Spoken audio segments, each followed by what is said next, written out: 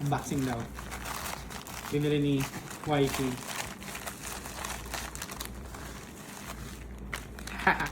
Pamalit na kami ng strap. Uy, ganda oh, black.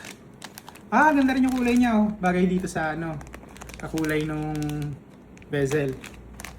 Dalawang black. Ah, maganda rin. Ayan no, binagay nila. Hindi siya yung silver na color talaga. Ay, hindi, parang ito silver. Ito yung ano. Parang madumi ito. Ano? Dalawang maroon, dalawang black. Oh, mukhang maganda to ah. Testing na natin. Ito yung kaso damdam mo na siya. Madulas, medyo madulas siya. Mas maganda sana kung medyo matte yung finish niya, pero parang powdery yung texture. And which is feeling ko okay naman. Testing natin. Kasi itong orange itatago ko na para hindi magdumi. Dali na naman siya tanggalin, may pinipindot dito. Ayan. Tanggal na. Kasi yan, ganyan lang siya yung tinatusok. Ayan.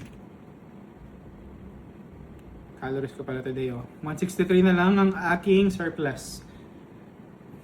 Try muna natin tong white.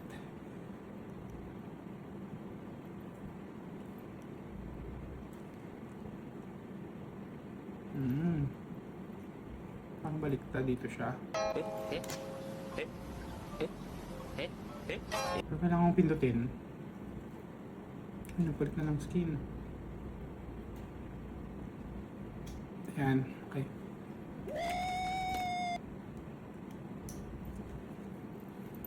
Baka ito na lang muna gamitin ko pang daily.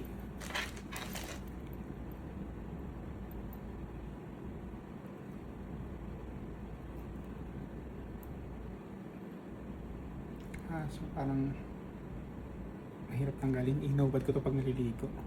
Ganda siya. Yan siya. So ayan. Marin mo. Ganyan. Medyo hassle. Ganda siya. Yung isa naman tatry ko. Itong ano. Parang maganda tong green. Pero itong maroon na lang gagamitin ko para hindi dumihin. So meron siya for ano, fit for na pro.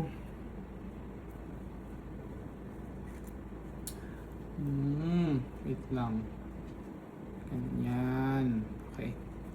So ito silver talaga siya or chrome na color. Ito medyo may pagkaano pa siya eh. You know, pagka yellowish.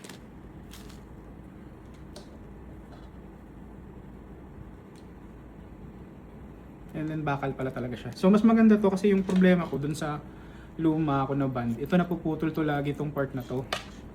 Pero ang problema dito, since bakal siya, pag naputol siya, baka mahirap naman tanggalin. So hopefully hindi siya madaling maputol.